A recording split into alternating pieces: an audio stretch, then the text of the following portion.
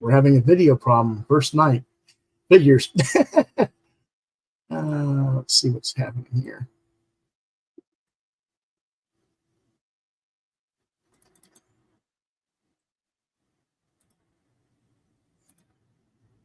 Okay. No, that's not the problem. Hold on a second, folks. We apologize. It just had to do the wrong thing today. I'm trying to learn how to use this, reuse it.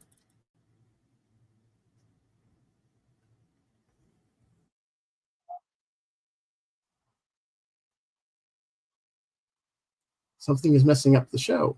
Got it. I'm getting delays.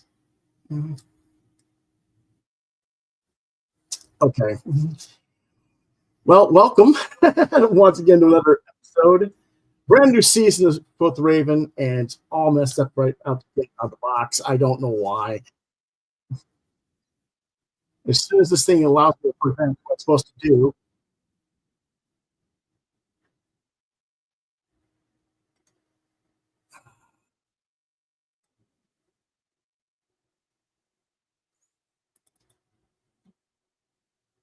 okay.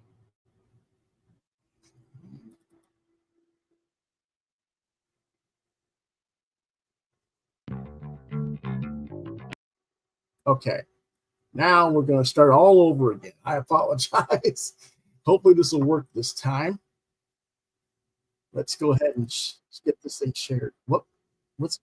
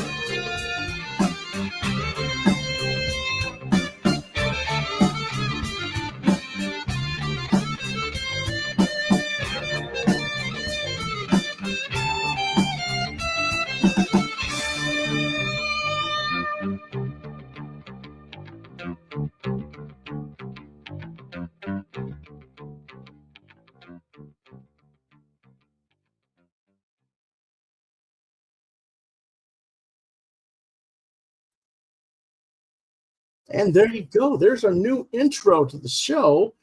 I don't know why we had the extra playback. We shouldn't, but we did. I don't know why it didn't start. We did tests earlier. It didn't have that problem.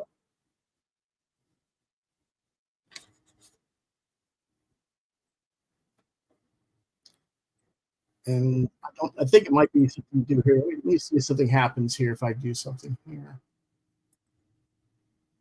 No, it doesn't say that. Chris, I'm gonna check something with Chris here for a second, our guest. All right.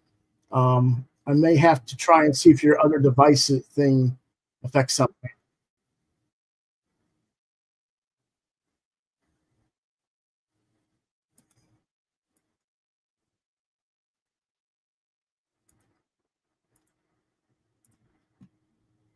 Can you hear me, Chris? Can you hear me all right, Chris? Yep. Okay. All right. And I don't seem to have the no, I still have that feedback. Why is that delayed feedback there?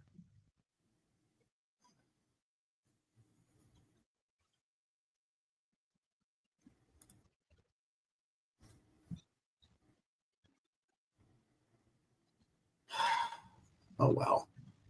I don't know what's going on. But hopefully this won't go all the way through the whole show like that. Are you still getting the delayed feedback?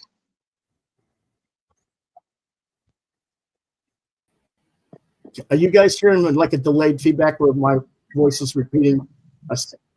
A little bit. Yeah, we're still getting it.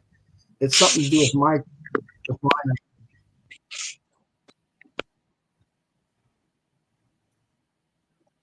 I think it's my phone.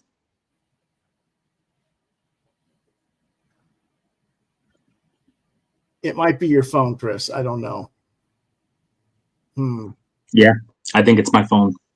Okay. And unfortunately, he has to use the phone because of the way his computer works. I'm going to get it fixed by next time. Yeah. Okay. Okay. We got most. Okay. We've got Monster Fan in the house. He says, "Welcome, Raven. It's good to see you back." And we've got our good friend Mark Andrew Smith back. He says the intro looks nice. He says there's no feedback on YouTube, so that's what matters. So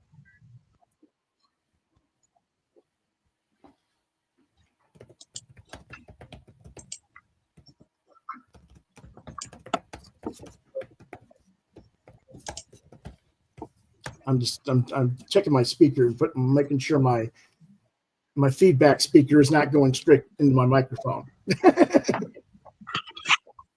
So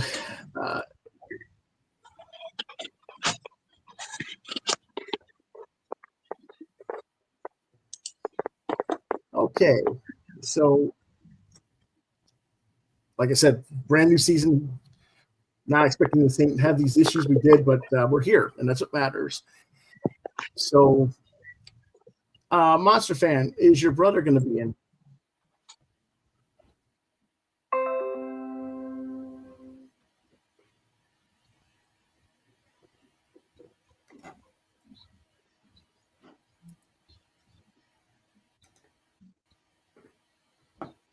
I don't know what that noise is.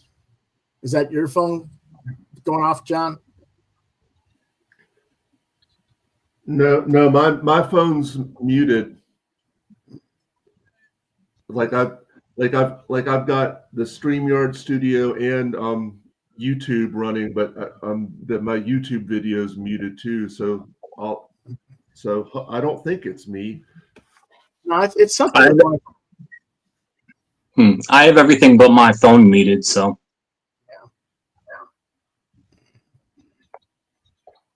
Yeah, I don't know.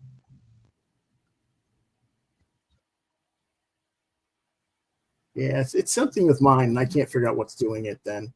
That's where I'm getting that kind of sound, but that's okay. I'll just have to work on it later. We'll see what's going on so we can figure it out.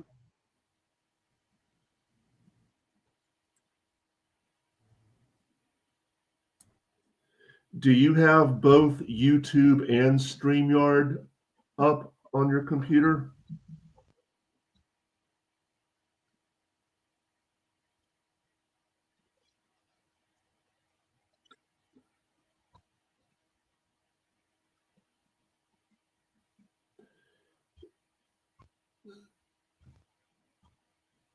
No, I can't hear you, Lewis. Yeah, you're muted. Okay, I'm back. Yeah, it's not working that way either. So, yeah, that is strange. Well, technical issues be done. Yep. We apologize for all the technical issues. I'll get that cleared up for next tomorrow. But you all know John. Hello. My guest.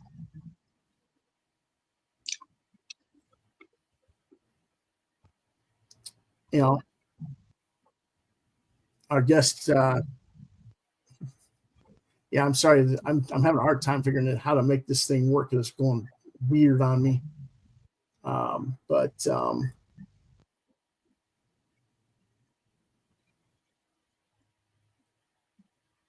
maybe if you had headphones. No, I've never had that problem before. Okay. Yeah. But, well, I'll tell you what. have me go out and then see if it still happens and then bring me back in. Okay. I don't think it is, but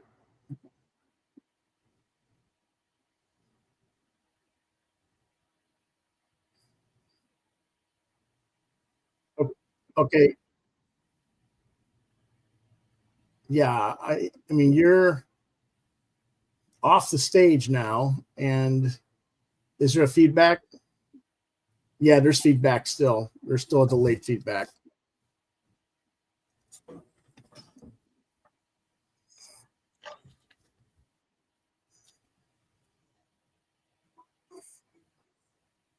Yeah, I don't know what it is, but okay. I mean, I removed you. I mean, I don't want to kick you out and maybe come back that way, but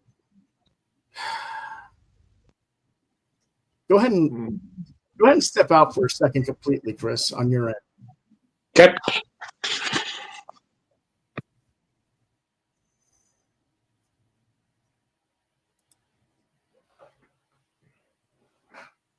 Okay.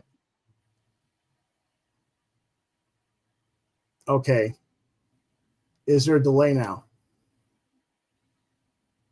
I don't hear anything. Okay, I've completely kicked him out of everything out. He's not here at all. And I don't have the feedback. It's because he's got those two different. Yeah. Yeah. Nope. Now I've got feedback again. So that's not it. Okay. Oh, well. That is weird. Very frustrating. Okay. I don't know what the hell's going on.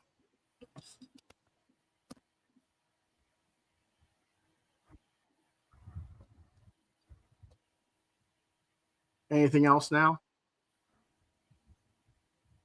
I can't hear anything. It's just me hearing it. Or are you hearing me at all?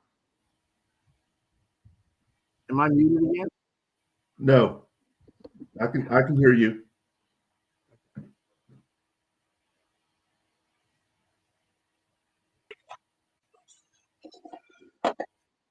No, it's speakers, and I don't know what it is. So it wasn't me? No, it's something to do with my speakers. My audio is something screwed up.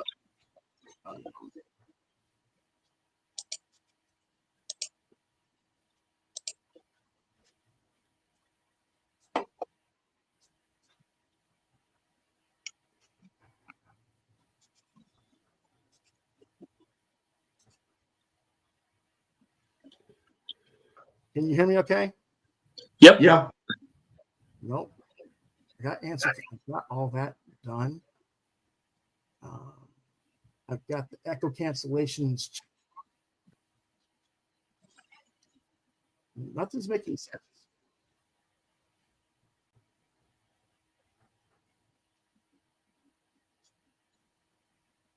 Yeah, you're muted again, Lewis.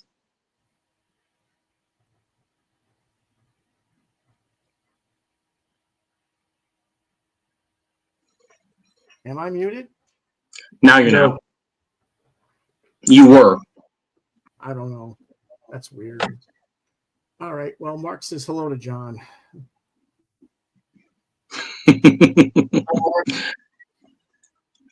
Yeah. Anyway, let's try and get this. And I'll just have to deal with whatever I'm dealing with. All right. It's been a mess, but we'll get. I'm going to figure out what's causing this one way or another. But maybe not tonight, but before the next episode.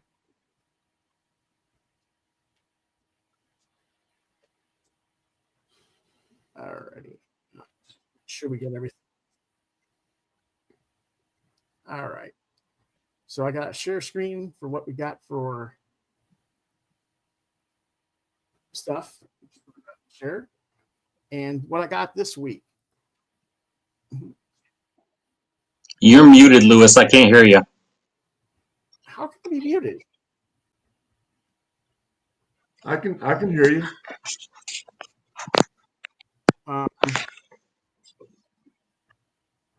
John can hear.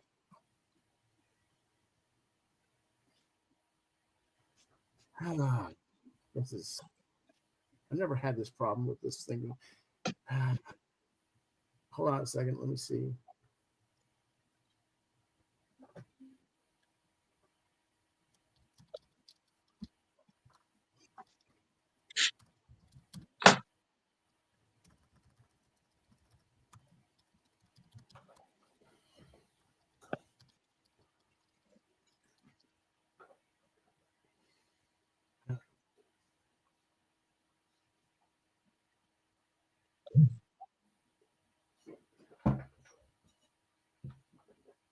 I can't hear you guys now.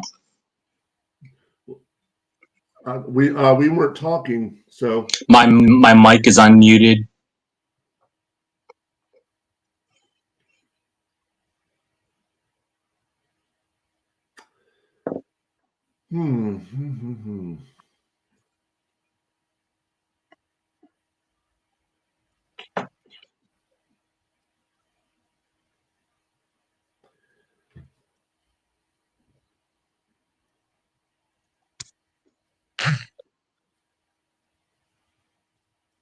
Okay.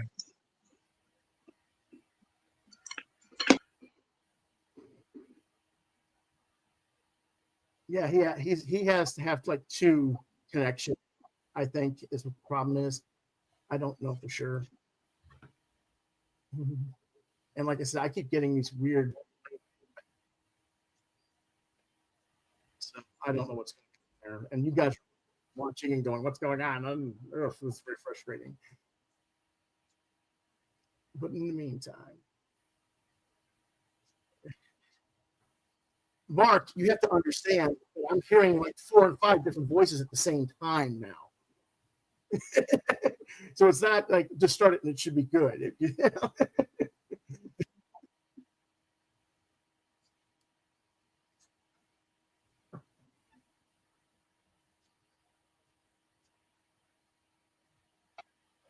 uh, are you gone again, Chris? Because No, I can hear you now. Okay, weird. All right. Anyway,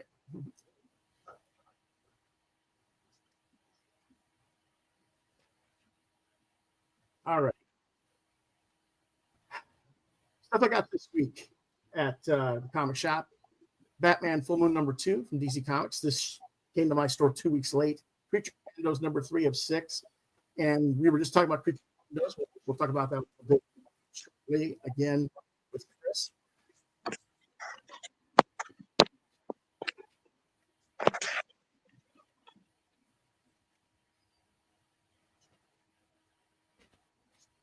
And we also got Universe #5 from Oni Press. And we'll review all of these next week, along with the earlier issues.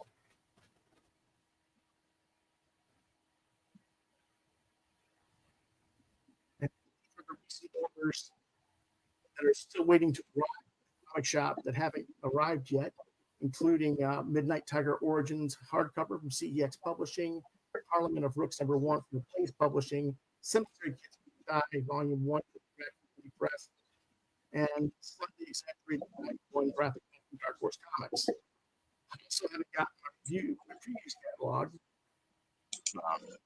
Diamond's been messed up with their orders a lot, and we don't know why.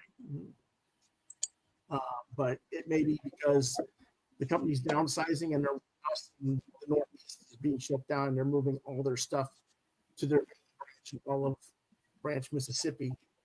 But as soon as I get them, I'll get them ready.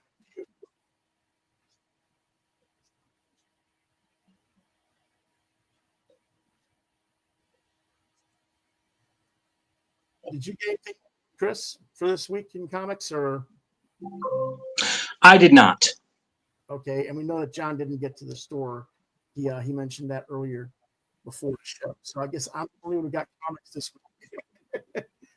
But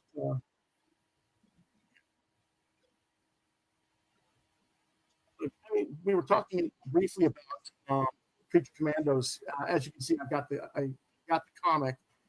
Chris had mentioned that he'd watched the HBO Max series.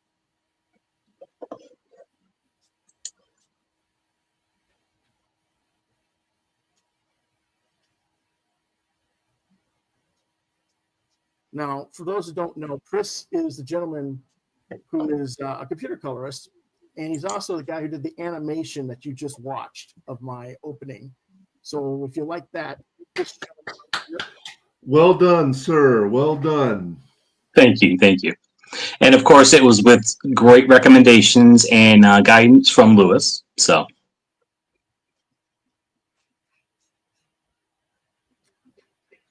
and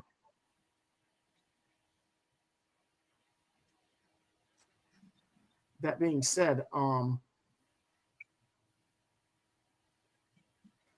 trying to think here. As an animation person, what did you think of the animation of the new Future Fighters? the animation was fantastic. It was almost anime style. There was a lot of, very frenetic energy to it, and of course, like I mentioned earlier, it was about as James Gunn as a cartoon produced by James Gunn could be. There was a lot of quick, glib, one-liners, dialogue, lots of action, lots of violence, lots of humor. It was funny. So if you're a fan of James Gunn and you like that sort of thing, I would definitely check it out. Mm-hmm. Are you hearing me okay? Mm-hmm. All right. I think I just resolved the issue with. Cool. It just took me a second to figure it out. Maybe I did, maybe I didn't. All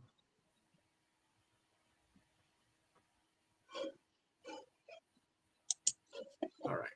I'm just going to leave it at that because I'm not getting any feedback. Apparently, so that's what matters. Alrighty. Finally, what it was there was something to do with my speakers weren't working right for some reason. I don't know if I got the speakers working, but go ahead and say something to me, John. It's good to be back. Yes, it is. Okay, I heard you fine. No feedback. Okay, we finally figured it out. It only took us. Yeah. Alrighty. That's the good news. So, for those who don't know, I took time off at the end of 2022. I was not planning on being gone as long as I've been gone. Part of it was delays in getting that video done, and that's not Chris's fault. It's Chris was the third animation party to do this video. The first person will actually be our guest next week, and I'll talk about him a little bit later. And then I had a second party who took. We're not going to get into that issue, but it took a long time, and it didn't come out the way I wanted it. How did you get involved in this, Chris? Tell everybody how you came about involved. Well, I am represented by David Campiti through Glass House Productions, and he said, "Hey, man, can you take a look at this animation email? Because he says I don't even know what he's talking about. Like I don't even understand what he's talking about." And so I looked at him like, "Yeah, absolutely, I can help him." And he introduced us, and the rest is history. Yeah, and what took 10 months to get the version that you originally saw, it took about 3 weeks for you to fix it? And something like that, yeah. So I mean, a huge difference. And I'm not going to show the old video because one, I don't want people to. Some people have seen it and said, "Well, it's not that it's usable, but it's not as bad, but it isn't like what Chris did." Chris was leaps and bounds above, so I don't want to start fights, And the important part is that it used your artwork. Yeah. It was in the style that you wanted. So. Yeah. So there was that. Also, you guys can't really see it that well, but I'm going to go ahead and open up my thing here. if you can see above my head right here in the top right corner, right next to the quote the Raven logo, you'll see a picture hanging on a wall there. I don't know if you guys can get it. I'm going to try and get a little bit closer image. There you above the door. The one on the left with the guy running from the laser blast is my character Spacey the Alien, and that is my illustration with Chris's computer coloring. And we'll get image share of that in a minute from the actual photo in a minute. And then right next to it was another piece that I'm going to have to share with you guys a little bit later. The camera's not in the right angle again. Of course, there we go. So there's that. Let me see if I can get the right camera thing to show so we can share that with everyone. Let's see.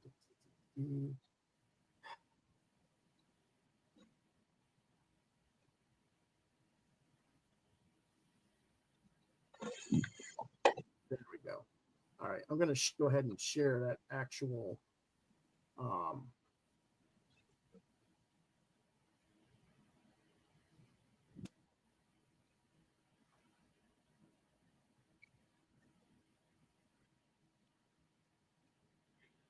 Oh, cool. So this is the actual piece that Chris covered, and again based on my original hand colored piece, which I'll share that in a second. But this is actually made available as a print. As soon as the new store gets moved, we're going to have a store that ships. In the process of getting that worked out with my provider, hasn't quite gotten resolved. But the question for viewers, however, is this design interesting? Because a lot of people have asked me over the years to bring this character back, which character I did back in the 90s. And I haven't done them in a long time. But it's like, is this something that people want? Because people have asked me to bring new comics, bring my characters back. Is something that intrigues me. What do you think, John? I think it's a very cool print. I really do. Yeah, I dig it a lot. Well, I know my colors notwithstanding. Yeah. Yeah, let's see if I can grab the hand colored guy real quick here and share that. I like to call myself a jackass of all trades, master of none. There you go. This is the original hand colored guide version. So okay, you can see the little bit of changes that Chris made there. I mean, he changed the outline of the energy blast, and there's more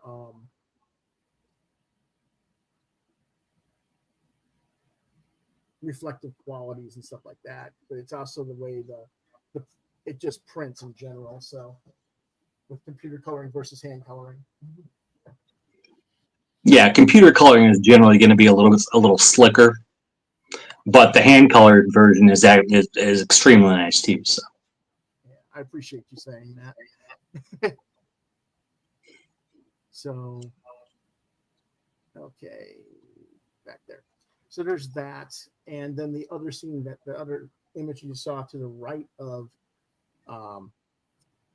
there to that scene is the cover to a novel I wrote back in '95 called Atmosphere. Now that I can't share with you right now, I'll share that with you guys next week. But that was written 30 years ago, and I'm talking with a publisher about doing a 30th anniversary printed edition sometime in 2025. It actually came out in '95, so the 30th year anniversary in 2025. And so we may have a poster with that and a new edition of the book coming out next year that'll be available in the store as well. Now, why did you do that? There we go.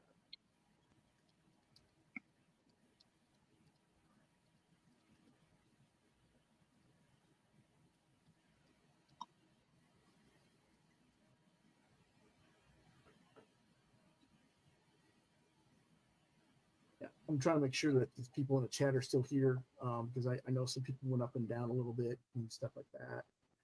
But now I let you guys know what books I got this week. But you're thinking, oh, gee, he hasn't got any reviews. We do have reviews for you folks. Just a moment here. John's going to start off the chat with the reviews though this week a little bit. I just got to get it there. Roster fan says we're fine. And I hope Mark is still here because I kind of got slippy with him, and I apologize for that, Mark. I was just a little bit frustrated there. Let's see. Okay, we're going to go ahead and start with the reviews then for the week.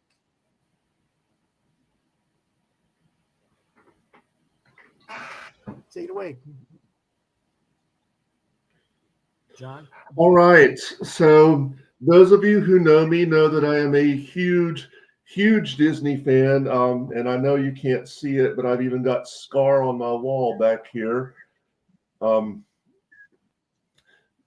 But so for this one, so this is Disney Villains Scar #1, publisher Dynamite Entertainment, writer Chuck Brown, artist Trevor Fraley, colorist Chiara De Francia. I hope I'm saying that correctly. Lettering Jeff Eckelberry, editor Nate Crosby. Cover artist too many to list, and I will. And that's one thing with all of these Disney Dynamite comics, as I will show you in a minute. There's a buttload of variant covers for these things. I mean, but anyway, genre mystery / fantasy, released April to July 2023. This is a 4-issue miniseries. Age rating teen. So what it's about.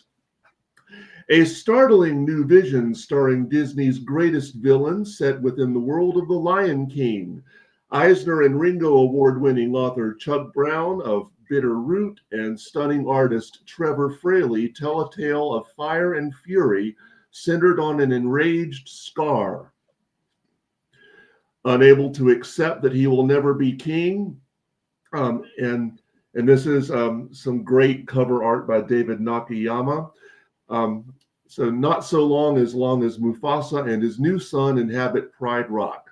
But a plan is starting to formulate within Scar's corrupt mind, which will bring him face to face with the mysterious shaman Rafiki. His path is perilous as he faces cunning vultures, confronts the hyena queen, all to find a means to make the throne his. What depths will he reach to achieve his goals? So, let's let John go ahead and have the floor completely if we can. I'm trying to get it so that you can have the front floor yourself today, but it's not letting me. Say that again. I'm sorry.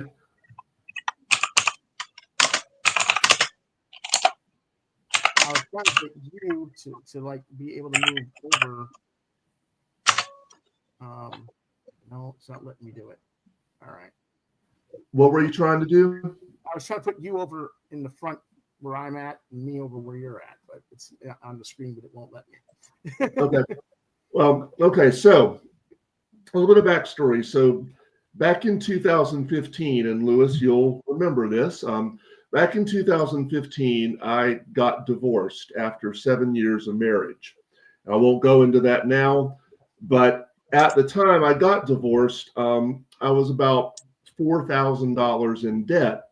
So I was basically in survival mode, which meant any excess spending had to go. And of course, comics were the first casualty. So it took me about 2 years to pay off all my debts. And then, of course, I had to start rebuilding my finances. So I went for a few years without getting any comics at all, not just for monetary reasons, but I just wasn't seeing anything that would really entice me to come back, until January of last year. And I was checking out Andreas Deja's blog. Now, Andreas Deja, for those who don't know, is a world-class animator.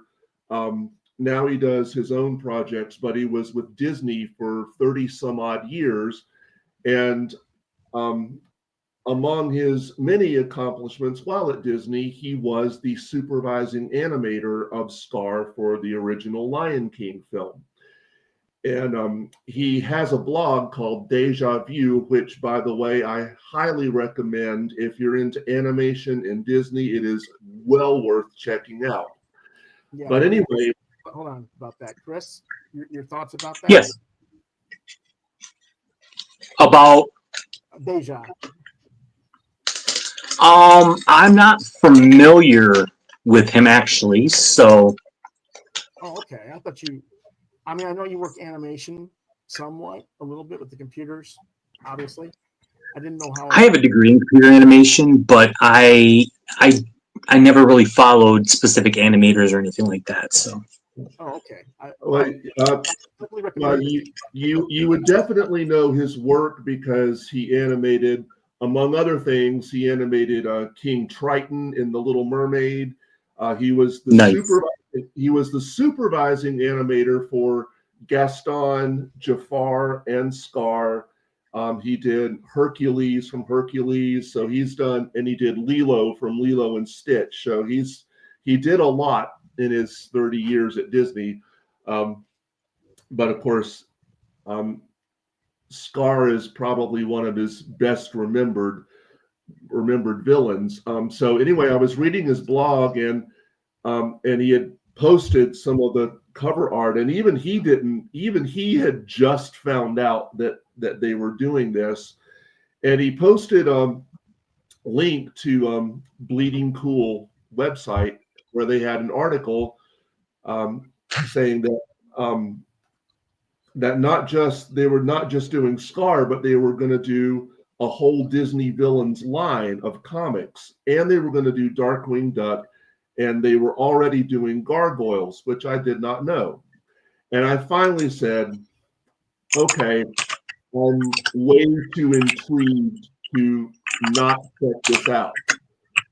So I never thought I'd say this, but I actually owe Scar a debt of gratitude because it was Scar that helped lead me back to comics. And here I am. So thank you, Scar. Okay.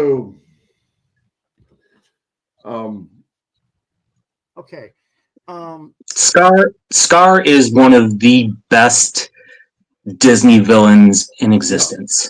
Yep. I think my opinion is Scar, and then I absolutely love Hercules, Hades. Okay. Yep. Yep. I'm not the Disney guy like John myself. I tend to think a little more old school with my favorite villains. I'm still kind of partial to Maleficent from Snow White. I think that is right. Sleeping Beauty. Sleeping Beauty. Thank you. Yeah. Well, it's hard. I mean, it's hard to argue with Maleficent. Yeah. So.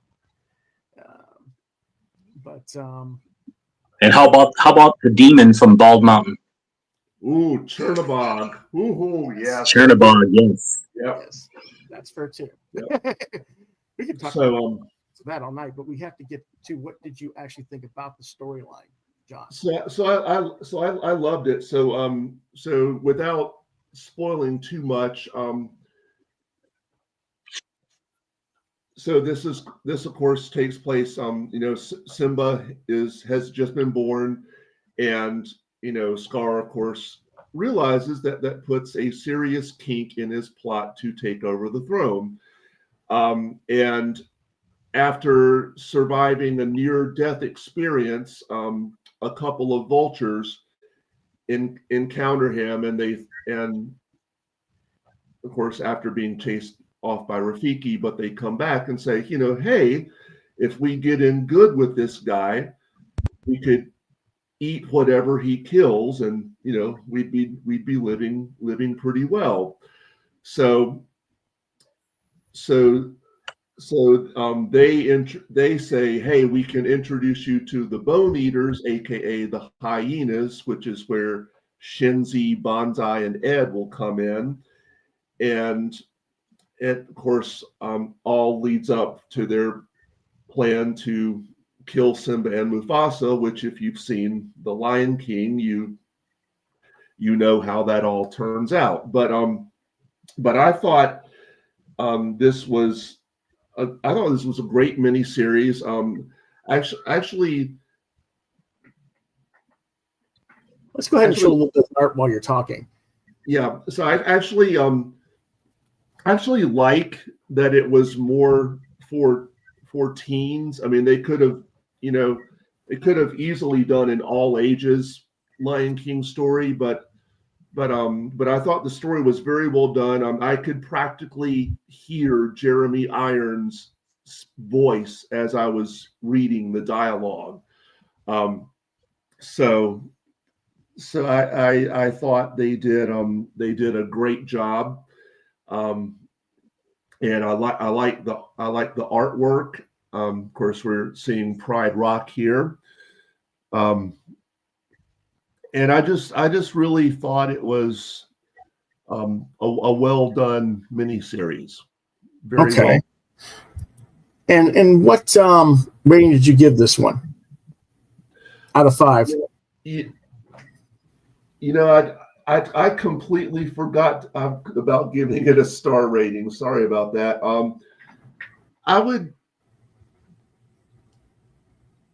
Honestly, I would give, I think, like a 4.5 to a 5. Like I really have no complaints about it. Okay, well, there was a few things that I noticed when I read it online, but I don't know if it really shows up well here as it did on the bigger screen when I was reading it online. Some of the technical side of the work itself has some flaws in it. Check your book. Does it look like the lettering, the backgrounds bleed through the back of the lettering?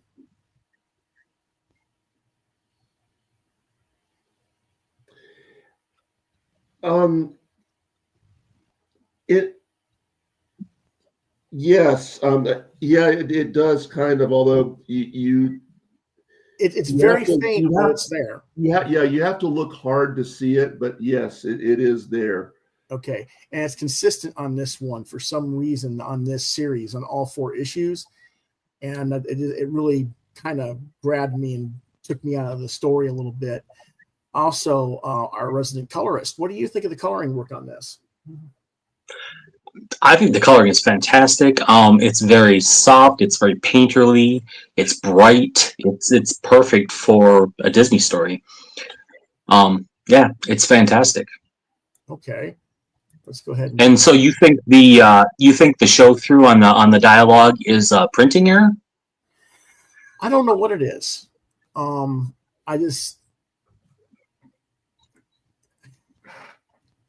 It's not just there though. I mean, hold on a second. Let me go and bring this up closer over here.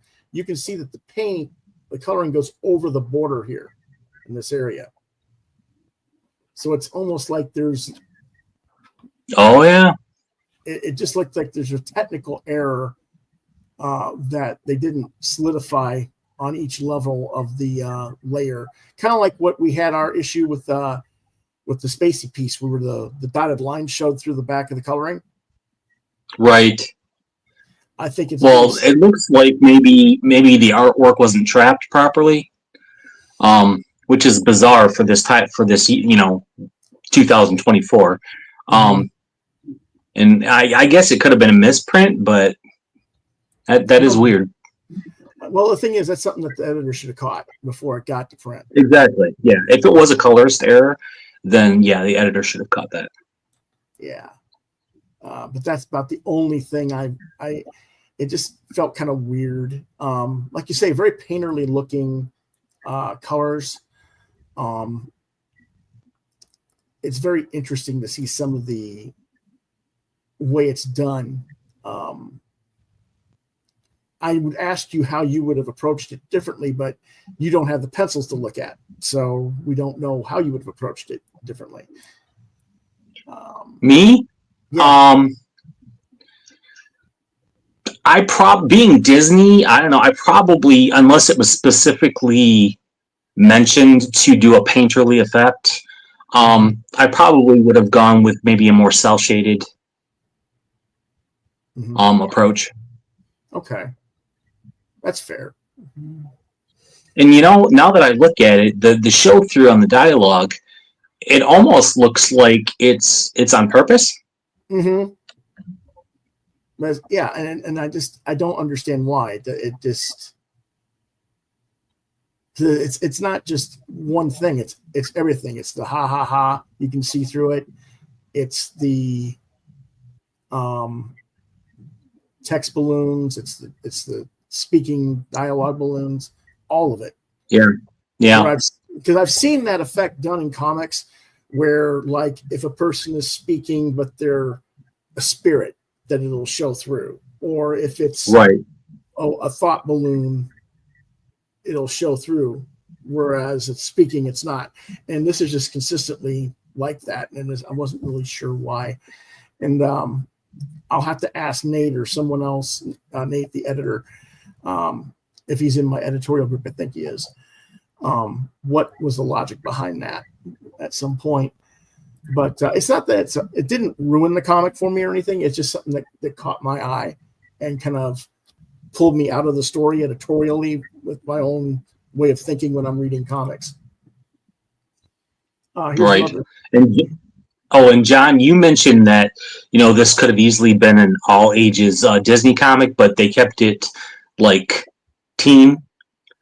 Yeah. And I just have to say, as you probably well know, Disney can get pretty dark. Yeah. So I think it's appropriate that they went with like a teen rating. Absolutely. Yeah. Unfortunately, I couldn't get the writer of the book, Chuck Brown, who happens to live right here in Columbia and is a friend of both John and I. Couldn't get a hold of him to get him on the show to talk about it a little bit more. We may invite him back or invite him on the show at a later date to revisit this and some of his experience with working with Dynamite on this project. It's that time of year, holiday season. People aren't always available. But this is good art overall. I like the general tone of it. I just was very kind of surprised with the choices. Like Chris said, I was thinking expecting more of a color animation cell coloring style, and it wasn't that. And I think it's an interesting approach in conjunction with the pencils. And here's where the whole troop attacks Scar and knocks him out. Yep.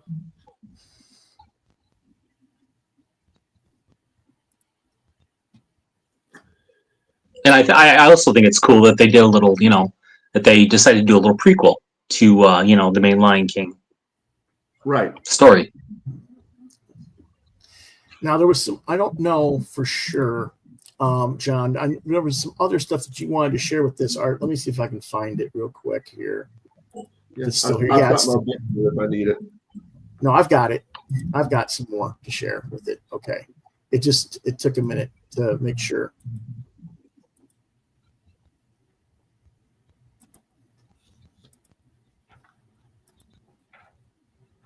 There we go. This is where he gets knocked off the cliff and into the ravine. Yep. And then he has a little dream with he's like dreaming in the dream realm against Mufasa, and then the vultures are like thinking he's dead and they're going to attack him, and then Rafiki shows yeah, up. Rafiki Yeah, shows up. these right here are two of my favorite pages. Like I just think they're very well done. Yeah, the colors are fantastic on those. Yeah. Yeah, I understand why you like them. It's interesting because Fraley's art has a nice looseness to it, but it still feels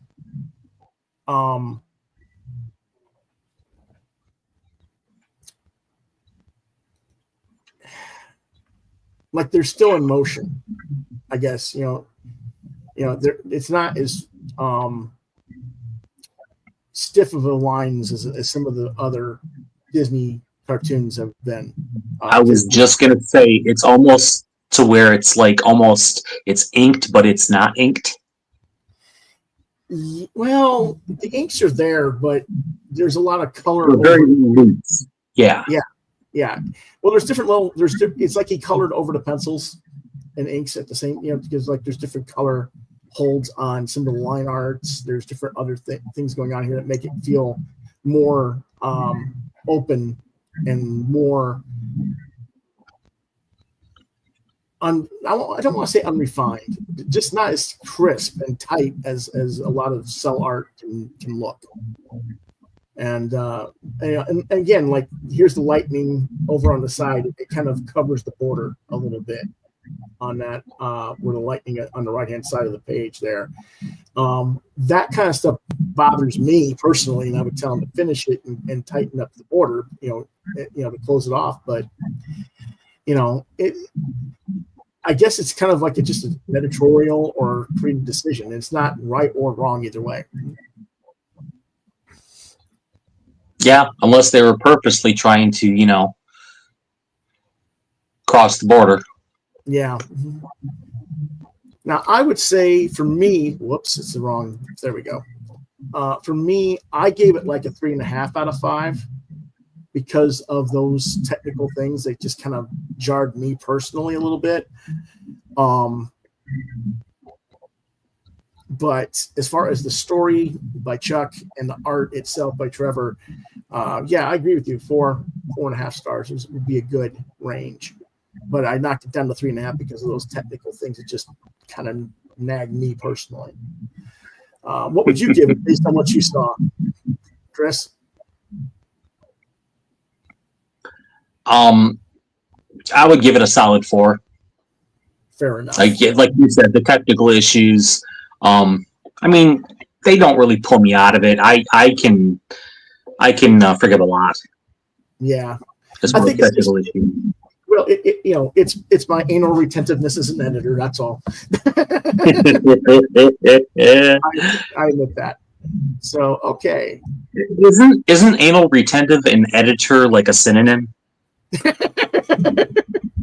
Not always, no. Or if you look anal retentive up in the dictionary, it says see also editor. Yeah. Here's another one from issue number 2. Some more artwork from there. I don't know. Let me see. And you can still see if you get close enough that how the you can still see the background through the backs of the dialogue. Yeah. Now those colors is that the same colors? Yep. Yeah. Because those seem to be a little slicker. Yeah. Yeah. I think that there was some stuff that was mentioned, and it seems like it's more refined here than the first issue, which is a good thing though, because that just shows improvement of the book from issue to issue, which we always want to have anyway. Yeah. Coming into the style, yeah. Yeah. So this is where Scar kind of has been introduced to the hyenas, and the vultures leave him there. But it's quite an interesting set up for that. There's a reason for them leaving. It's Scar's got it all under control. Believe me. Oh, I didn't say he didn't. Okay, so I gave a 3.5. You gave a 4.5, John, and Chris puts a difference with a 4. So let's just say it's a 4 out of 5, and leave it at that, and go on to our next book, which is Gargoyles. Gargoyles, yes. I'm going to go ahead and read the description this time, if you don't mind. Go ahead. Whoops, it's not doing what it's supposed to do. Why not? There we go. Disney's Gargoyles 2022, the present. Publisher Dynamite Entertainment. Writer Greg Weisman, the original creator of the TV series. Artist is George Combades. Colorist is Arancia Studio. Lettering by Jeff Eckleberry. Editor Nate Crosby. Cover artists are too many to list. Again, like John mentioned before, they just do dozens and dozens of covers for whatever reason. It's very annoying, in my opinion, but that's a hot topic to talk about another time. This cover is the David Yamat version, issue number 1. The genre is action, adventure, fantasy, and superhero. It has been released since December 22nd and still going on to the current day. It also is a teen rating. Well, it's about 1,000 years ago, superstition and the sword ruled. It was a time of darkness, the world of fear. It was the age of gargoyles. Stone by day, warriors by night. They were betrayed by the humans they had sworn to protect and ended up frozen in stone by a magic spell for 1,000 years. Now, in today's modern Manhattan, the spell is broken and they live again. They are now the defenders of the night. They are gargoyles. Picking up from the original cartoon series from Disney, creator Greg Weisman is back at the helm writing the series, reintroducing the Manhattan Clan, the family of gargoyles at full strength through modern New York City, which is full of attractions and distractions as each member of the clan has begun to go their own separate way. But their bonds will be tested, and when nefarious factions from all across the world attempt to steal their rarest, most precious of possessions, an unhatched gargoyle egg. What's going to happen next? Now, this is mostly John's review. I'm going to add a few thoughts after he's done again. So take it away, Figgy. All right. So Gargoyles, of course, was an animated series, aired from 94 to 97. And as far as I'm concerned, if it's not the best, it is one of the best animated series that Disney has ever done, ever. And what I really like about it is especially when it aired, it was really unlike anything they had ever done before, and I would argue unlike anything they've really done since. But it really had a darker tone. It had complex characters and complex story arcs. Nothing was really a one-off. Like characters would, things would happen, and characters had to deal with the consequences of their actions, episodes down the road. And they even threw in Shakespeare in there, but it was, and I always thought of it as kind of Disney's answer to Batman the Animated Series and X-Men. I just this to me was like them, rising to meet the standards that those two have set, and I'm a fan. I have all the DVDs here, and on one of the commentaries, Bill Weisman even said, and actually a couple of people working on Gargoyle also worked on Batman the Animated Series, and while they were kind of at the same time, it's like it was the success of the animated series in '92, where this year '94, but they can point to that and go get the executive who was actually an audience for what kind of show they wanted to do. But like I said, I love this show from when I saw it, and it only had, well, technically it had 3 seasons. Although if you ask Greg Weisman, only 2 seasons are officially canon. But the show developed a very liberal fan base. And for years, they would have conventions called Gathering of the Gargoyles. Okay, hold on a second, John. We're getting a sound problem again. Yeah, you're muffled, John. I haven't changed anything on my end. Yeah, it's my thing again, I think. Let me see what'll happen here if I...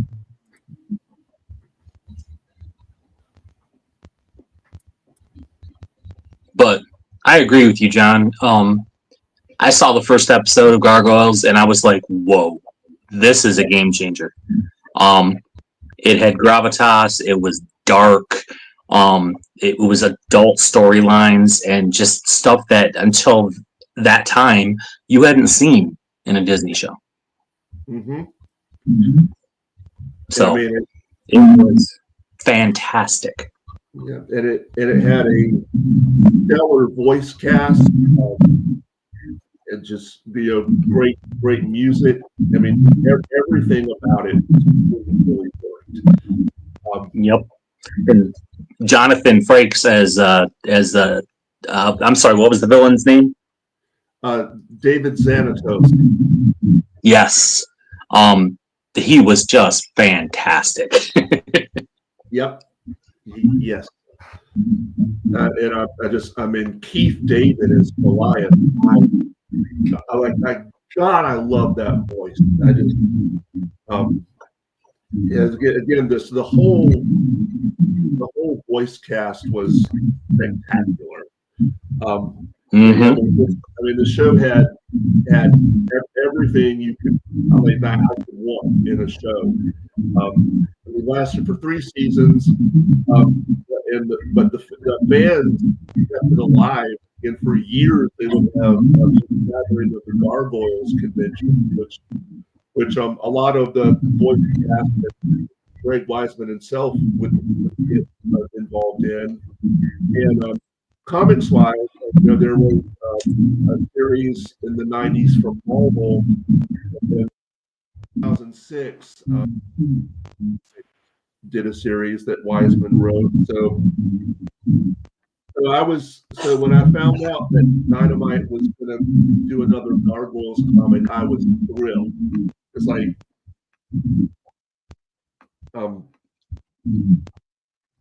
it's like, yes, I mean, as much as I don't hate some of the Marvel stuff, this is what I want to see Disney focus more on. Yeah, and I'm curious to see what the interior art looks like, because the cover art is a little too glossy for me. But oh yeah, I'm liking that interior art a lot. That's perfect. Yeah, and this has the same letterer as the Scar book, and it doesn't have it's got similar but not as bad of the same issues. So I think it's just something that the packager editor wants on these books consistently. Right. Yeah. I don't know, but there's some more going on with it. Let me see if I can get this to go here. It's much better in that covers up the art more, than in other times. But there's still a few that comes through a little bit. Wait, can you go back to that first spread? Sure.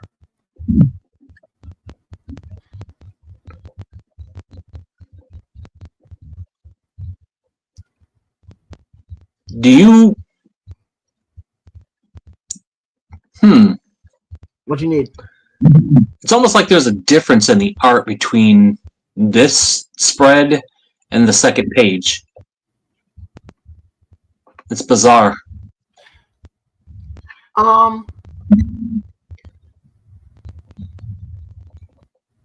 Unless it's the colors throwing it off. No, I don't think it's the colors. It's almost jarring when you go to the second, second spread there. Let's take a look again. It's certainly darker in the this set than the full page spread there, but Yeah, it's more defined. yeah, I think double page spread though. There's a lot. Let's take back. A lot of the line weight is very similar. That's what it is. There's no line weight to it. Yeah. Whereas this has a lot more line weight and just depth to it. Huh. I wonder if they had like a ghost, like a fill-in. No, that is George's art both ways. Is it? Okay. Yeah. I think also there's a lot more color gradation and darker tones in these pages. The first one, which is all pretty much highlighted for whatever reason from the lighting of the cars. It's like lighting up everything up. So it's like that changes the way how it's talked to, I think, a little bit. Yeah, I can see that. John, your thoughts? Yeah, and again, you guys are obviously noticing stuff that I hadn't really thought about, but now that I hear you talk about it, I can see where you're coming from.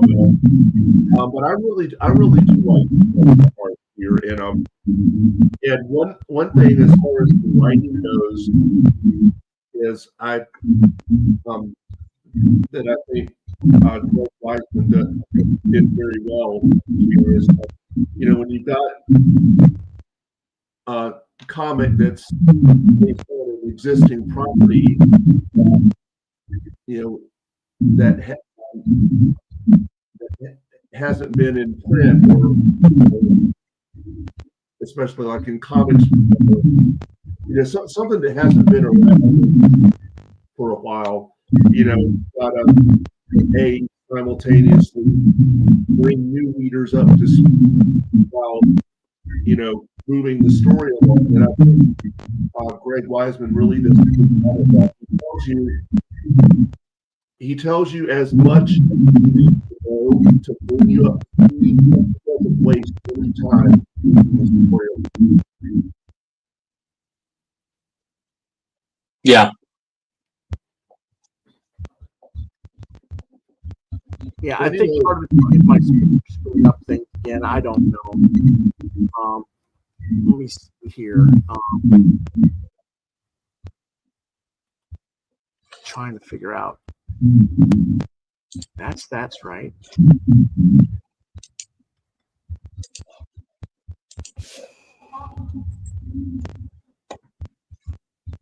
Okay, that's working that. Did that change anything? Now you seem to be a little clearer. Nope. In fact, if I go to any other speaker, I'll speed up now. No sound at all. So, let's see here. That's that.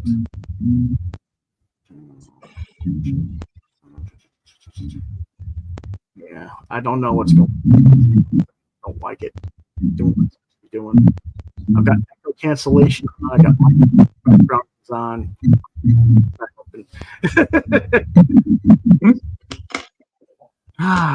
Very annoying. I know what it is. They upgraded the system, and now with my damn computer, with the upgraded system for StreamYard, that's what it is. Oh, updates, the bane of my existence. Yeah. So, anywho, looking for the next thing here for art. Does it seem like it's a different art again on these pages, Chris? Or Chris? Yes. The other one, the line art just seems so washed out by the colors. I think that's what was so jarring for me. Okay. So, John, go ahead and tell us what your thoughts on this. I just loved it. Again, I was thrilled to see something being done with the property again. I mean, it definitely deserves an audience. Gargoyles does not deserve to be forgotten. So I was thrilled that they brought it back, and that Greg Weisman himself brought it back, and it's just really good to see all the characters again. And again, like I said before, now that I hear you guys talking about art, I can kind of see what you're talking about. But I like Star, I would give this 4.5. I'm really enjoying it so far.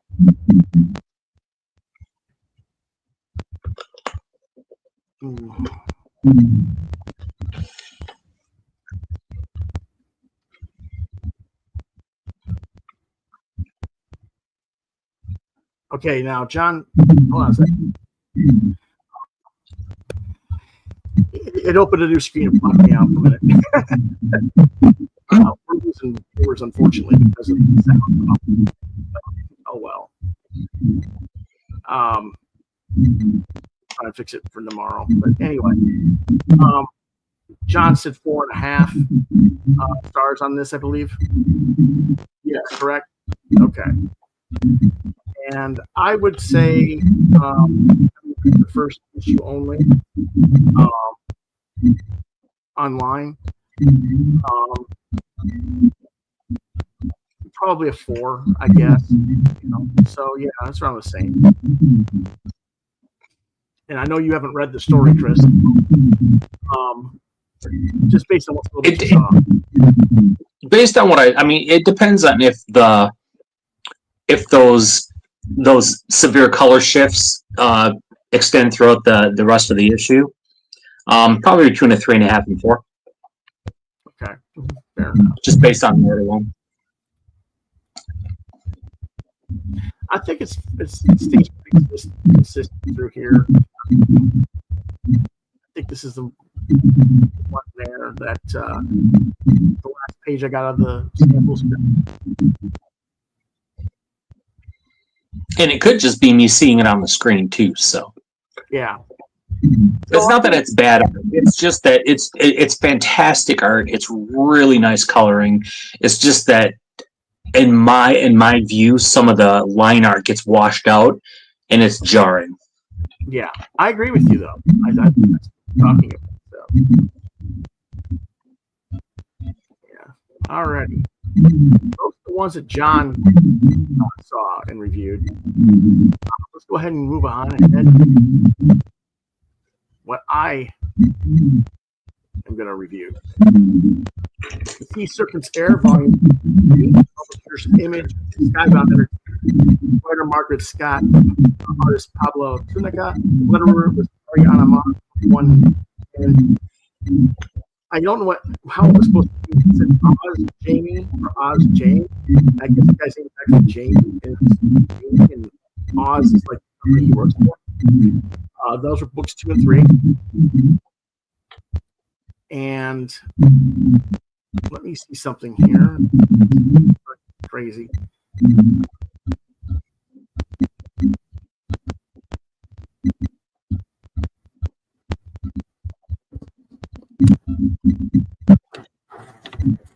There's something going on with my microphone. Let's see what happens. Does that change things for you guys? You were louder. I'm louder now? Yeah. Okay. We're still getting that weird feedback. Okay. Getting the feedback now.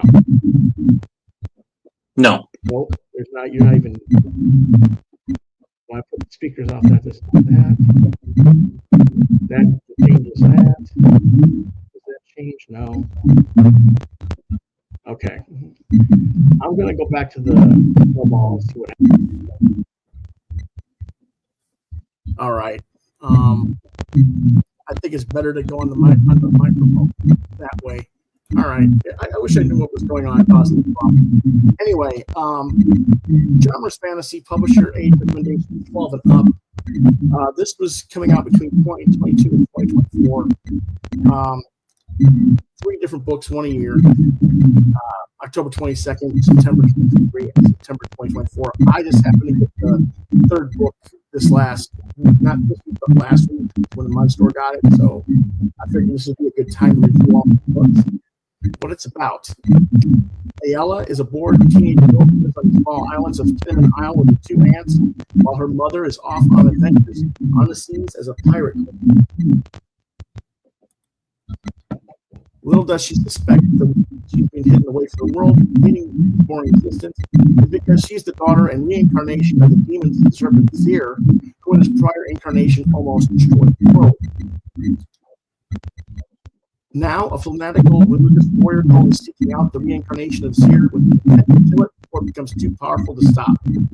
Only Ayala has barely begun to awaken to her new powers, and she must learn her destiny and face off against foes both foreign and familiar to her, while trying to remain herself and not lose the destructive anger and thirst for vengeance upon those who have betrayed and wronged her.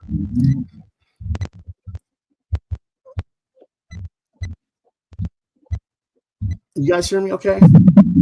Yeah. Yeah. All right. Now, oops, sorry. There we go. This is one of the better series I've seen Image do in recent years. I believe it was largely underrated and overlooked because of the negative attitudes of retailers against women creators, particularly writers like Scott. I hear a lot of complaints about women writers in modern comics, and I see a lot of retailers who just don't want to carry it or market it. More fool they. Scott manages to really present a well-thought-out world with complex characters that oftentimes do the wrong things for the right reasons. You can see the conflicts of interest and the pain that all the characters feel and the consequences of their actions towards one another.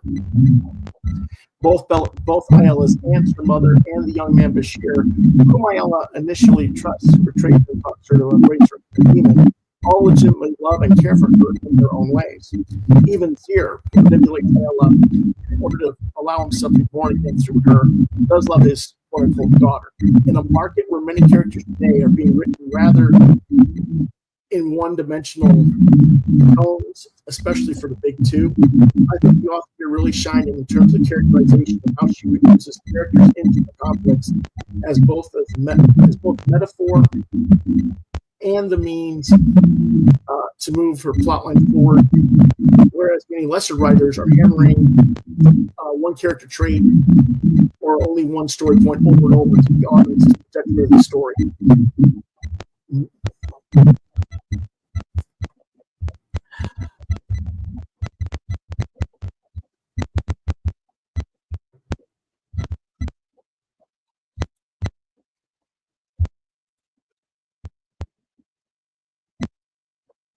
I'm getting a weird sound.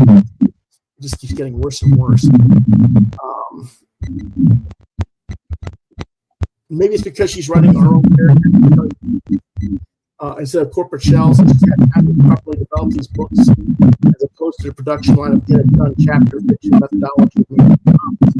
But overall, I think it's a much better series than most people have been giving it credit for. Artistically, Pablo Tunica throws throughout the 3-book series, as does our young protagonist. He does a good job in character design. Coloring's a bit hit and miss, in my opinion. And he sometimes does have good looking faces and facial expressions, but they're consistent in terms of design. And while it might personally put me out of the story for a moment while I'm contemplating his choices as to why he drew it the way he did at times, it's not so egregious as to pull me completely out of the story, which is something that a lot of our weaker storytelling skills tend to do these days. This feels like a story that can be really easily adapted into an animated film or TV show, and that's not a surprise given that Margaret Scott is a TV writer. What does surprise me is the rapid reception of the book seems to get from comics fans, while the libraries and schools seem to love it. It's a series I would recommend for 11 Up gladly as an alternative to every rotation of manga that is common to be marketed to that age these days. With the series only being 2 issues, 3 books, that it's an extremely affordable series for parents of investment as opposed to those 35 to 200 volume series that are going to cost thousands of dollars to complete your collection, like One Piece or Dragon Ball or those. These are $14.99 volume US dollars, and I give it a rating of 4 out of 5 stars.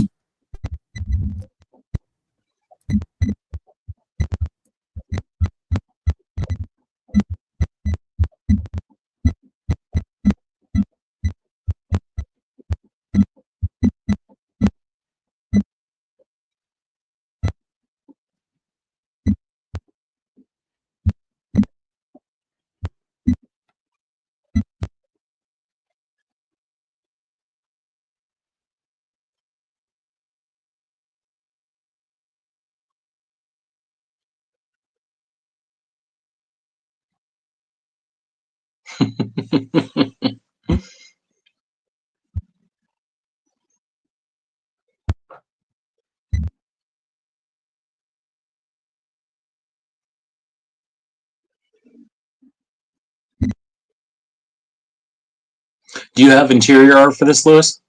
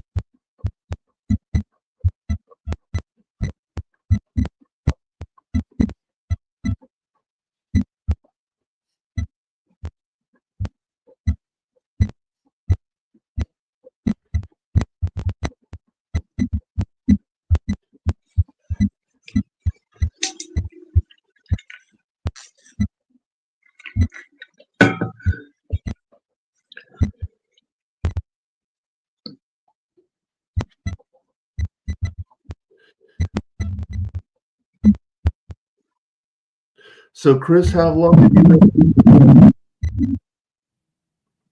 I'm sorry, what? How long have you been a colorist? I've been coloring for 18 years. Wow. Yeah, mostly working in the indie circuit. I started out coloring for a friend and frequent collaborator, Zen. He's with HCMP Media. And we worked on a book called Pink Power. And then I moved on to Ivan Press, which I don't know if you're familiar with Ivan Press, but they it was a startup. One of the owners was he's a TV writer, and we did a bunch of movie adaptations. We did Zombie from Lucio Fulci. We did Maniac. And we did some splatterpunk stuff and Laser Blast, which is a cheesy old sci-fi movie, but we did a good job with it. And yeah, moved on from there. I've done some stuff for Marvel Upper Deck. I just recently joined a studio with two very talented gentlemen, Exile Studios. And so we're going to be hopefully submitting some stuff for all the new stuff coming out for 2025.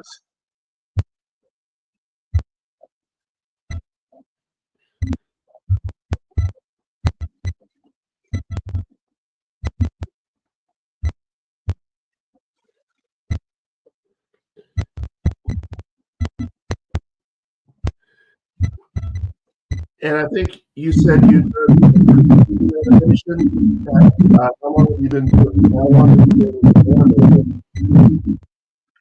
I'm sorry, can you repeat that? How long have you been doing animation?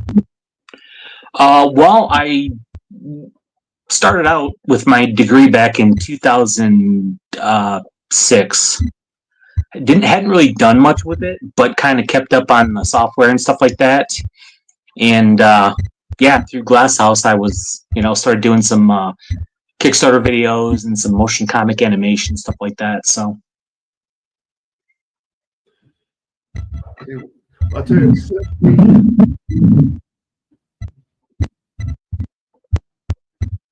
since I mentioned car, I'll tell you this. This is a drawing of Star I got from Disney World.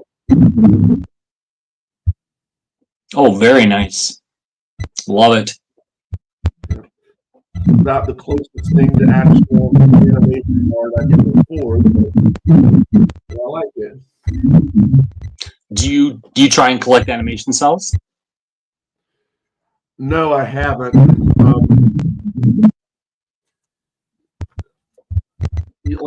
Because all the ones that I've seen that I would actually want are not cheap. At least, unfortunately, yeah, they are not.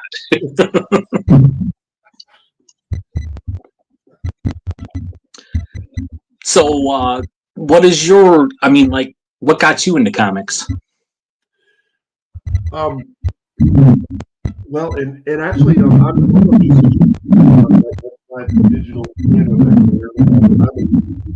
I do a lot of community theater and stuff. But what got me into comics was I did not read comics at all as a kid.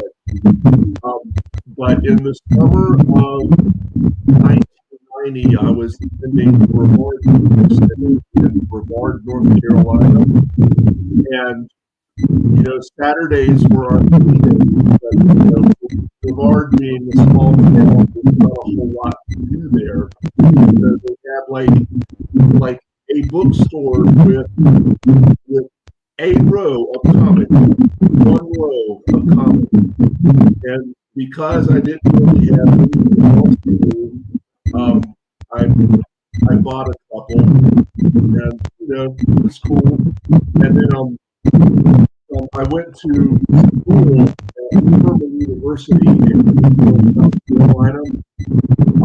And again, I didn't have a lot of money, so every so often I would go to the local comic shop and browse, and kind of like, what had the coolest looking cover that week.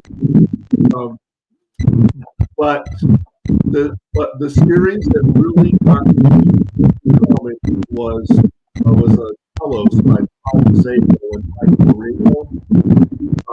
And I remember the day I saw my first toy cover was in the comic shop waiting for them to put up stuff. I was kind of scanning the aisles, and my eyes locked onto the cover for Telos number 8.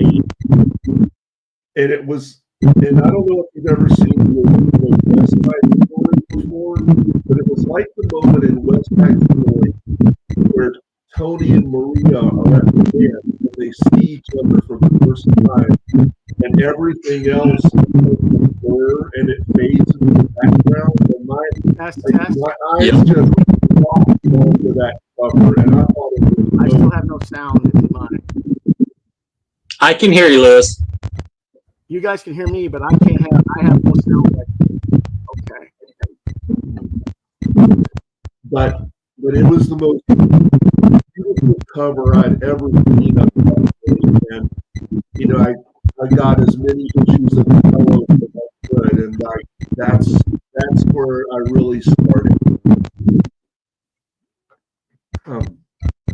For me, it was I read comics on and off growing up. You know, I was a huge fan of Captain Carrot and the Amazing Zoo Crew. You know, I had my share of Batman and you know, stuff like that. I loved Ghost Rider. Growing up, the original Ghost Rider series. But I had gotten out of the military, and I don't remember how long I was out. I walked into the 7-Eleven, and they had a little comics rack right there when you walk in. And issue number 1 of Wildcats just jumped out and punched me in the face. And yeah, ever since then I was an Image fan, and that's what got me back into comics. So cool. And you know, I have a degree in computer animation, and that was my plan to do games, stuff like that. But I was in a workshop, and I happened to look over at my friend, and he was coloring Spawn. Like, oh, that's really cool. What are you doing? He says, oh, I'm just coloring this Spawn piece here. I had no idea that's how, you know, comics were even colored. And that piqued my interest. I'm like, oh, that's something I can do. That's cool. And the rest is history, I guess. Okay, what I've done is I've gone back to the old speaker system where I had hooked up. It wouldn't work. Why I hooked it up on the computer directly? It has to go through this other thing, and it's not working. I'm getting this weird muffled after effect, and I don't know why. But it might be the speakers are just going bad. But thank you for taking over, John, and telling your history. Appreciate that. Again, here's some of the artwork for SEA SERPENT'S HEIR Book 1. Oh, that artwork is just stunning. You really can't tell. If I can just get away from it. I'm trying to. Why won't it do it? Okay, there you go. Yeah. Can you see the top left or top corner here where here has that like scaly growth coming out of it? Yeah. Yeah. That was one of the kind of cool things. It's like was your character in certain scales growing out of her ear. Yeah, I'm a sucker for this type of artwork. And then here's so good. The story seems to incorporate. It's almost like there's some Norse mythology in there. You know, like a little bit of Pirates of the Caribbean, maybe some James and the Giant Peach.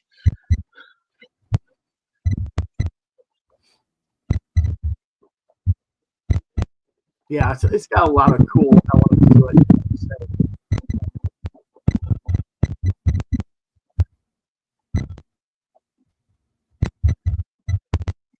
I can't imagine why people would pass on this book.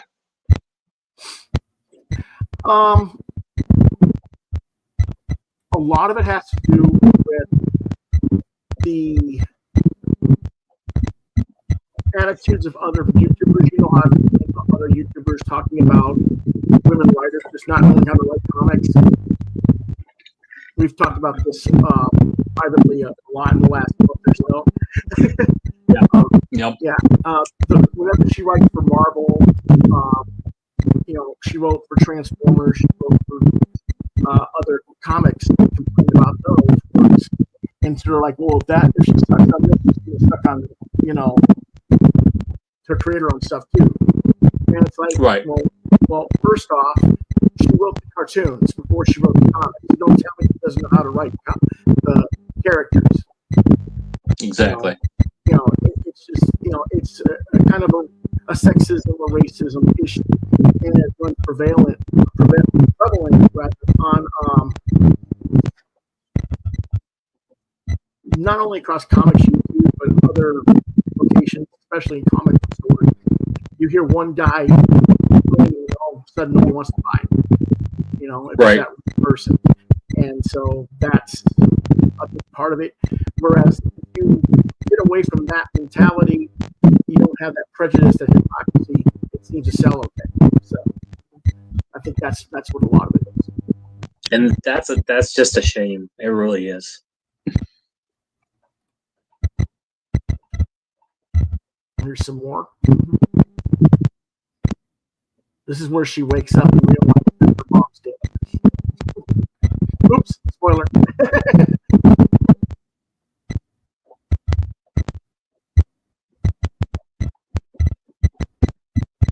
Yeah, just gorgeous. That is beautiful. So anyway, I gave this 4 out of 5. I could go a 4.5 out of 5 on this series. I would recommend it for all ages. My last book for review is TACITURN 4 by publisher Kurt Erickson. Contributors, this is an anthology series. Contributors are Kurt Erickson as a writer, artist, and editor. Neil E. Riel, illustrator. Dan Cook is an illustrator. Larry Johnson is an illustrator. Brent Foster is an illustrator. And Mark Schirm as Schirmeister is an illustrator. I would say actually half these guys are writer illustrators because they're doing their own comic book strips. Genre is underground fantasy, comics and science fiction. Publisher age recommendations for mature readers. There's a release for me in November 2024. I just got it on Monday in the mail, but apparently it came out in September. So there you go. TACITURN is a comic science fiction fanzine. The title indicates that the zine science fiction, fantasy, fantasy type comic stories that stand on their own without much annotation. That's their description of what it is. Basically, what they're saying is these are all standalone stories that fit in other places that they're one. Some of them have received publication reform, but for different audiences than this. Some of them are legacy stories, guys have had for decades, sitting around in a drawer, and merit another look by readers. Some stories have never been seen before. This issue features from Neil Rayleigh, 2 wordless comics, incredible labor-saving device from 2011, which is about a vacuum cleaner robot that has his own ideas on how to keep a house clean. His other story is called The Museum 2012. Also told about dialogue. The boy next door of the museum galleries where the pictures make a personal appeal of their audience. From Larry Johnson, we have Out of Sight featuring Lou Brown, Larry's main character from the series Tales of Fantasy. Who was a mundane, everyday guy with plans of stumbling into the occult. In this story, he attends a witch's coven while in a temporary invisible state, and that's why it says out of sight. So he's going new to this witch's coven, and things go kind of haywire from there. From Kurt Erickson, a 1981 story called Valerian and the Barbarian, which is a parody of Marvel's rendition of Conan, especially the first couple of pages of issue 1. Valerian is an ambitious, servant lad who dreams of becoming another Conan, but his physical limitations make that somewhat unlikely. Together, he falls in with an elderly dragon who has limited throne and realize how they both need each other. Far from becoming a serial, first are published in the Brothers drama between Erickson's first gay comic story in 1950, his first Murphy's Manor comic strip. Kurt's energy went more towards the LGBTQ side of comics in the underground scene rather than dragon. This is not Eric's art. This is Brad Foster's art. Between the comic stories, TACITURN hosts cartoons from the top 2 masters who are part of the Filio, which are Brad Foster and Mark Shermister. And the interior content of the issue is entirely black and white, but the covers are full color. Covers by Dan Burke and the back cover by Brad. Now, I find it to always be a nice surprise to receive this book. I'm going to try and get a little bit closer to get a good look at Brad's art here. It's really nice stuff. Just the Brad Foster stuff alone is enough to go buy this on Amazon, put it on demand for $7. Just to look at Brad Foster, gorgeous stuff. Whoops. It's rarely seen in the market these days. It's really a crying shame. Larry's story, one with the Invisible Man character, it plays into H.G. Wells, plays into some other tropes. It played out fairly well, rather humorously. Again, for me, the Foster pages are why I picked this up. But the Valerian Barbarian stuff reminds me of Mark Oakley's and other things. And I give that a 4 out of 5. And here is the book, cover by Brad. Not this, the cover, back cover by Brad. More computer colorized stuff than his other stuff. The front cover was done by. Just a second. I know I told you. I can't find it now. I apologize. Let me look real quick. Front cover. Doesn't say. I know it. Maybe it's in the back of the book. But I'll show you some more art here. That front cover? Yeah, go ahead and show it. Yeah, do you guys recognize the reference there? I do, but go ahead and tell us. That is completely an ode to Norman Rockwell. Yes, it is. Okay. I love that. That's the cover art. Stand for that. Here's some more of Brad Foster's art.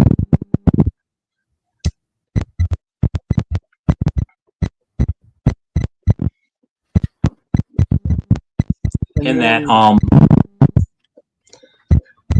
dragon. This is the Valerian character that Kurt does. And I don't know if you're familiar with Thieves and Kings by Mark Oakley, but it's very similar stuff. That I love it. now, again, these are the independent underground activities that I really do enjoy, and I wish that more stores carry stuff like this. But no, we have to get them online. I'm just grateful that Kurt is kind enough to send me these every once in a while when you have them coming out, so I can share them with everybody. But I'll give you more information on that.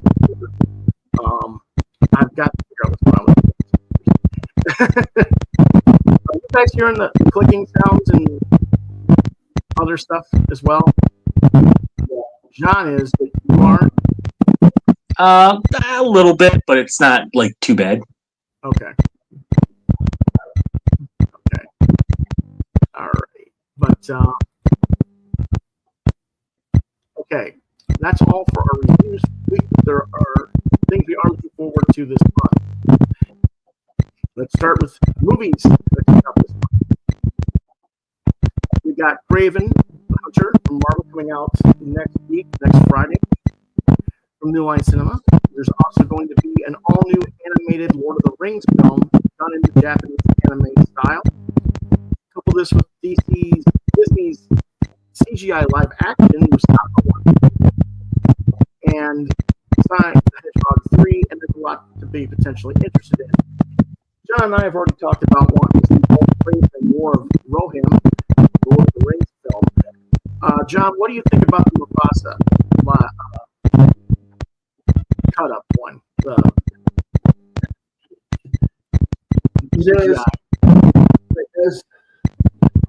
As much as I like Disney, I have to say, and I'm certainly willing to give this movie a chance, but I have to say, by and large, I've not been a fan of their recent, well, they say live action remake, although I think Mufasa is definitely 100% CGI. But like my thing with the Lion King remake that they did is I felt like they tried so hard to top the original, and like I mean, of course, like some even like shot for shot scenes. But like I felt like they tried so hard to top the original that I don't know, like just some of the emotion of the story got lost for me, and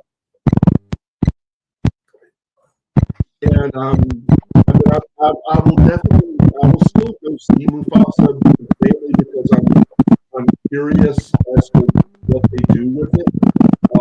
I'm hoping it's turns out to be good. But I'll just have to see. So you feel like they're too flashy? Is like they're trying to just be too flashy?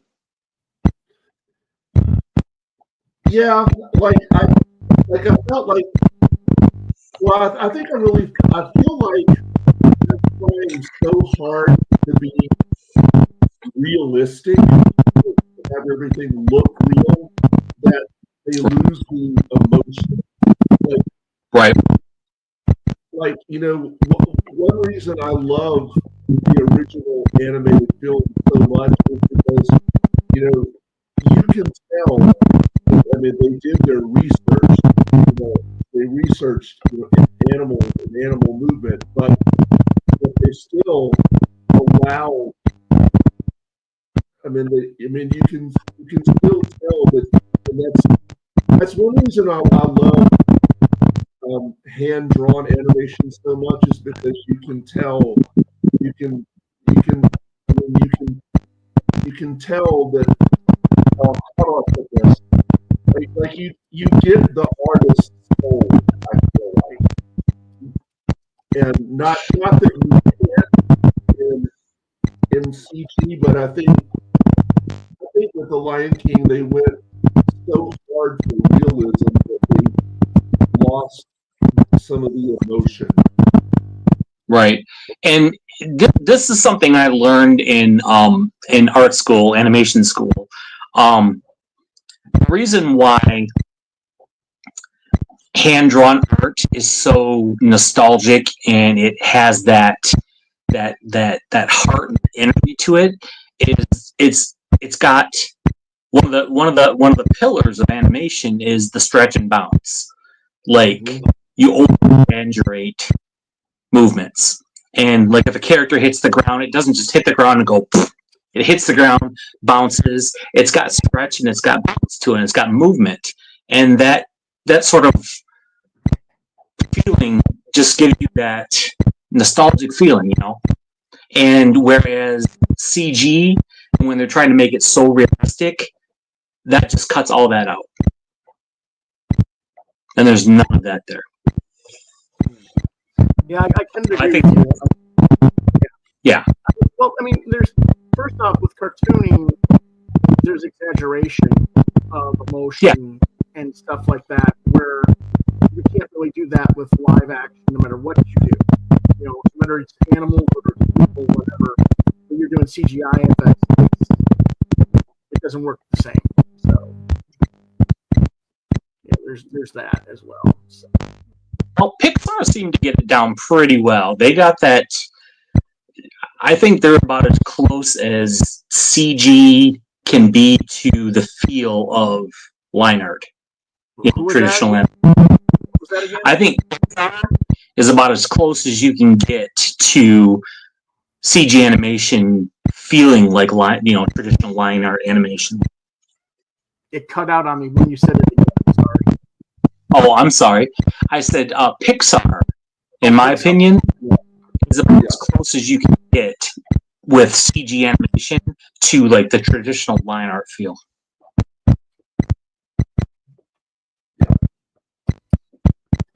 We're fans of the captain. He is a man. He wants attention. You know, and everybody wants to see the Captain Midnight. What you do? I'm here. Give me my kibble, Lewis. That's it. He wants one treat. So anyway, there's those things. I don't know when we're going to see Craven and Lord of the Rings, but I know that John is planning to go see those.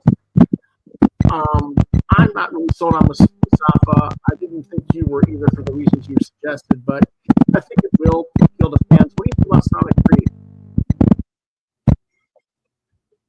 The Sonic movies have been great. The with an audience and a big tub of popcorn and soda.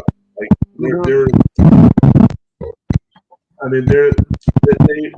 if nothing else, they've been very entertaining. And it does have Keanu Reeves as the bad guy now. So there's that too. So there's always a possibility of a good, interesting storyline there.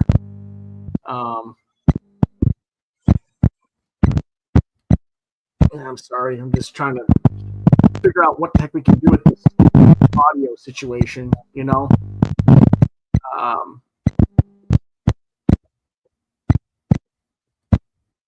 That's right.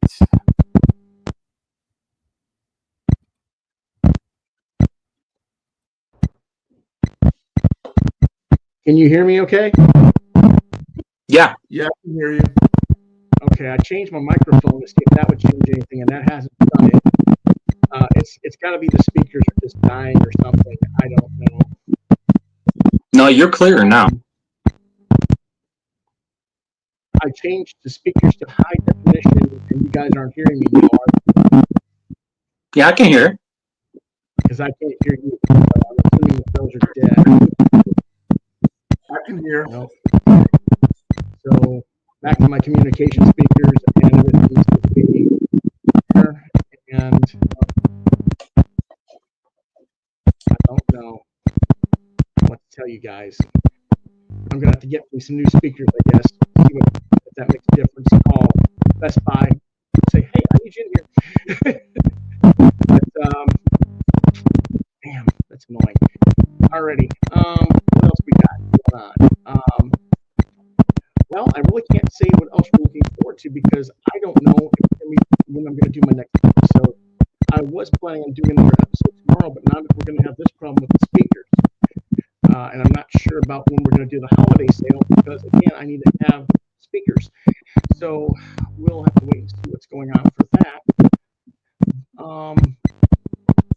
Hopefully by next week we can talk about next week's show. Well, next week our special guest creator is Randall Bishop, creator of Hawk in New York. Randall was the first guy to try to get this animation done for the show too. So he'll be talking a little bit about what his experience was with me trying to get the first version done. We'll talk about his comics and musical work. He's also a musician. And we'll talk about some other topics as well. We'll have comic reviews, and we'll go back into the crowdfunding scene. So we'll be there. We'll see you guys next week on that. For now, I want to thank Chris Hall for trudging through this with me, with all the technical issues that I was not expecting. And we hadn't had any technical issues in communications like this before. It was fun, and I appreciate you having me on, Lewis. Yeah. And John. Yeah, we'll have you back Nice to on. meet you. We have our movie nights again.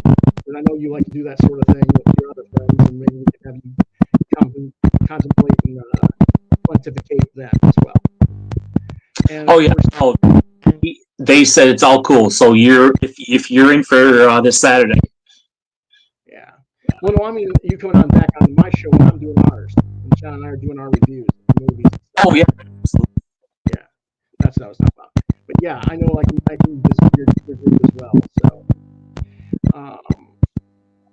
we may have to revisit this whole thing again once I get this thing corrected. We'll see what happens. But for now, I want to say thanks again to my co-host John Norris, as always, for being with me. And we're going to go ahead and call it a night here in a minute.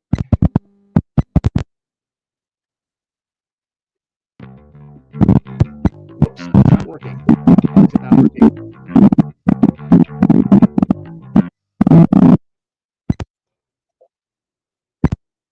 Okay. That's on volume. Because I haven't shared it yet, for one thing. But let's see what happens when it doesn't share.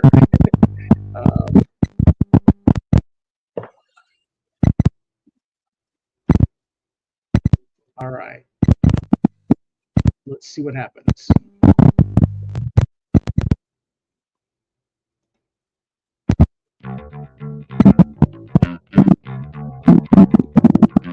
Okay, the sound is not working on this, so everything's going on, but we'll get this all worked out next time. Quoth the Raven is produced by Dynamite Studios. The host, I'm the co-host.